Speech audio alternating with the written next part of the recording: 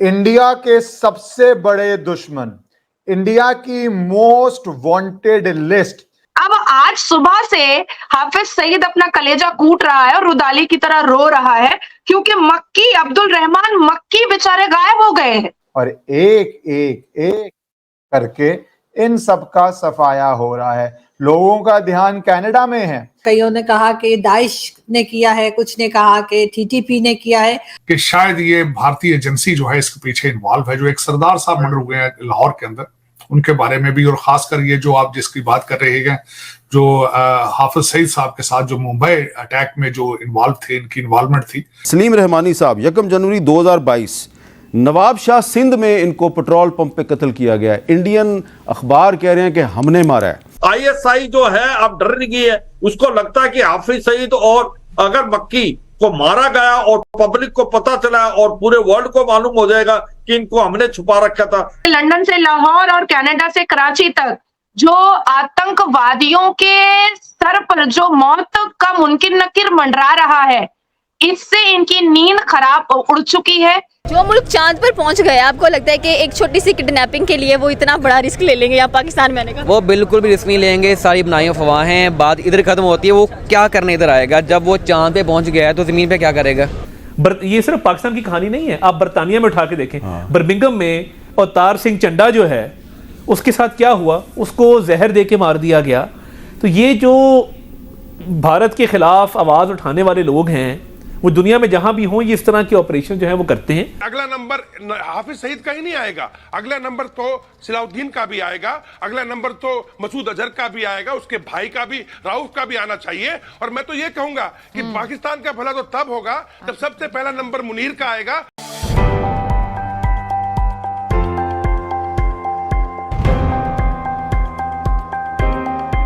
नमस्कार दोस्तों, अब भारत के मोस्ट वांटेड टेररिस्ट, जिसे भारत ने पिछले साल ही यूएन डेजिग्नेटेड टेररिस्ट के लिस्ट में डाला था और जिसे पाकिस्तान का अबू चीन भी बचाने की पूरी कोशिश कर रहा था, वही अब्दुल रहमान मक्की को कुछ अज्ञात लोगों ने अगवा कर लिया है।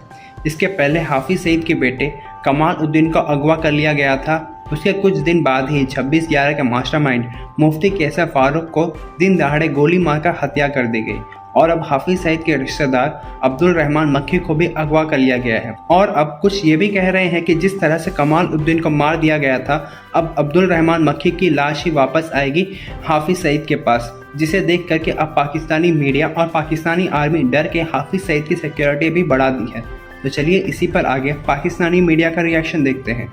अगर आपको वीडियो पसंद आए तो वीडियो को लाइक करें और हमारे चैनल को सब्सक्राइब जरूर से कर लें। ये आतंकवादी मरना नहीं चाहिए, इसलिए इसकी सिक्योरिटी बढ़ा दो। बात ऐसी है कि लंदन से लाहौर और कनाडा से कराची तक जो आतंकवादियों के सर पर जो मौत का मुनकिर नकीर मंडरा रहा है, इससे इनकी नींद खराब उड़ चुकी है।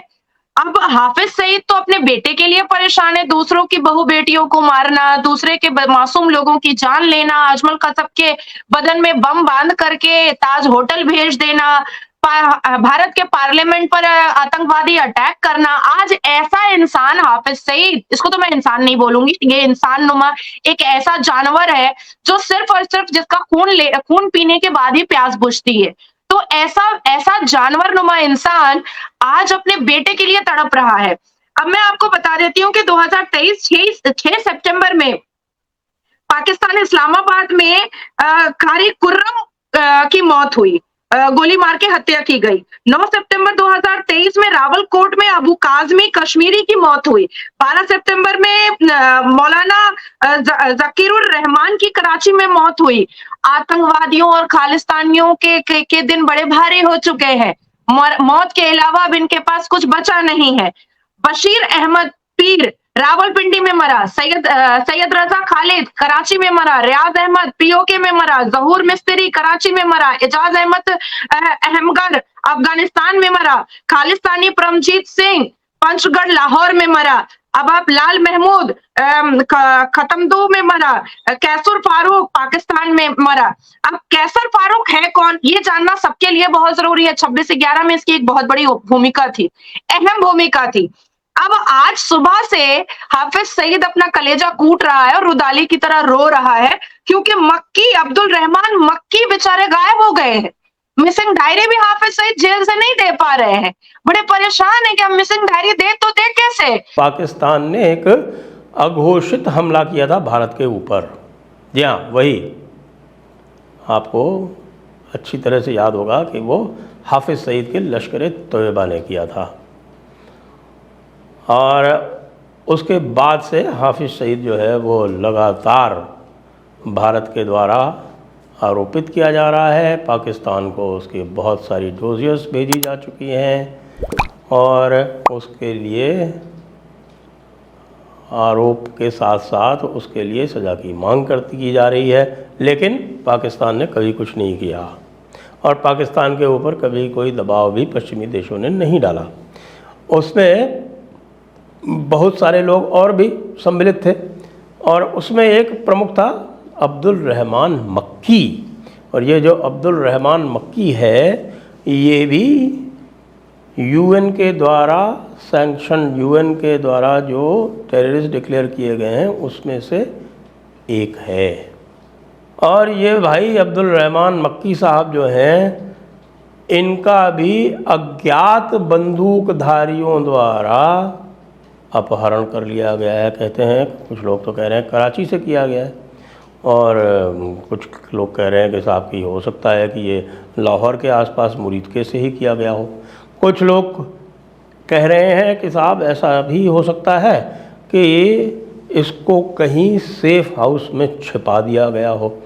लेकिन जिस प्रकार से जो यह अज्ञात बंदूकधारी हैं उनकी गतिविधियां पाकिस्तान में देखने में लगातार आ रही हैं, उसको देखते हुए तो यही लगता है कि भाई साहब जो है वो भी निकल लिए।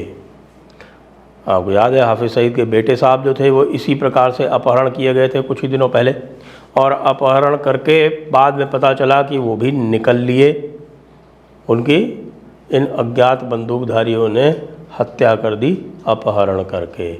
तो अब अब्दुल रहमान मक्की जो हैं वो हाफिज सईद के बाद इनके नंबर 2 के लीडर हैं। वैसे तो जो कमालुद्दीन सईद था वो इतना महत्वपूर्ण नहीं था, लेकिन हाफिज सईद का बेटा था। हाफिज सईद जो हैं वो सेफ हाउस में रखे गए हैं।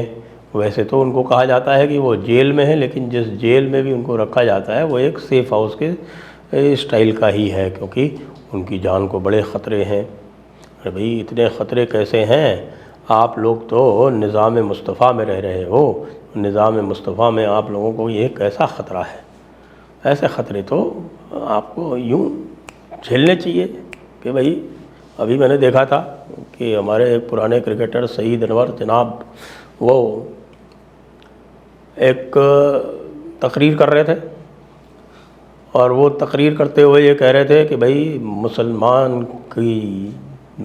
को अल्लाह ने ज़िंदगी जो है वो जीने के लिए नहीं बख्शी है, मुसलमान को ये जो ज़िंदगी है वो मरने के लिए बख्शी है। तो इसलिए मुसलमान जो है वो यहाँ मरने के लिए पैदा हुआ है। तो भाई ये जो अब्दुल रहमान मक्की साहब हैं ये क्या इस दर्शन में, इस फ़िलासफ़ी में विश्वास नहीं रखते? यदि रखते होते तो इस तरह से भागते फिरते क्यों? अब ये भी हम नहीं कह सकते कि भाई भागे हुए हैं या कि वो वास्तव में अननोन गनमैन के द्वारा, अज्ञात बंदूकधारियों के द्वारा उनका अपहरण कर लिया गया है, क्योंकि जो अज्ञात बंदूकधारी अभी कुछ समय से जो कर रहे हैं 15 से 20 उन लोगों ने भारत के ये जो शत्रु हैं उनको उन्होंने जहन्नुम भेज दिया है, या आप कह सकते हैं हूरों के पास भेज दिया है। उनमें बहुत सारे खालिस्तानी भी हैं और उनमें से बहुत सारे खालिस्तानी ऐसे भी हैं जो पाकिस्तान में रह रहे थे, वो भी चले गए। अभी कुछ ही दिनों में आप ये देखिए कि एक ज़ियाउर रहमान साहब जो हैं वो कराची में कत्ल हो गए।